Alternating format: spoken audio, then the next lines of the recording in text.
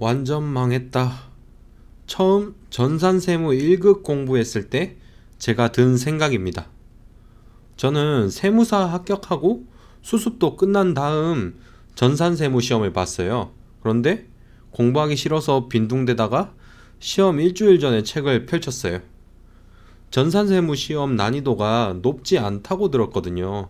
그런데 막상 공부하자니 이게 생각보다 어려운 거예요.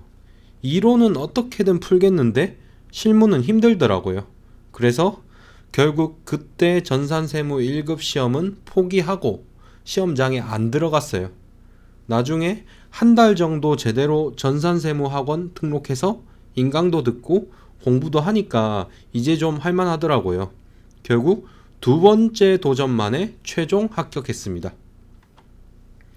알고 보니까 전산세무 1급이 재경관리사보다 어렵다고 하더라고요.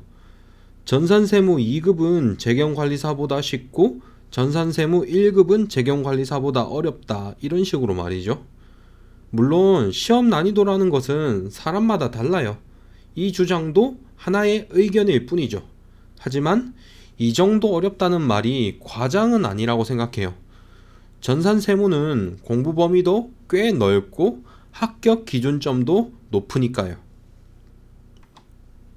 실제로 전산세무 1급 합격률 보시면 10% 이하일 때도 종종 있어요. 높을 때는 거의 30% 정도도 되는데 그래도 그리 만만하게 볼 수는 없죠. 최근 세무사 1차 합격률이 높으면은 30% 정도 되거든요. 전산세무 1급이 세무사 1차보다 어렵지는 않지만 방심하기 쉬운 것 같기는 해요. 그럼 공부 기간이 얼마 정도 되어야 하냐? 궁금해 하실 분들이 많을 거예요.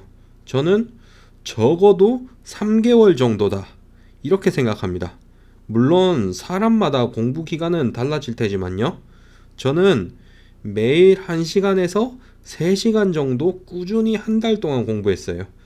저는 세무사니까 이론 부분은 거의 공부하지 않아도 되었고 세무조정도 쉬웠어요.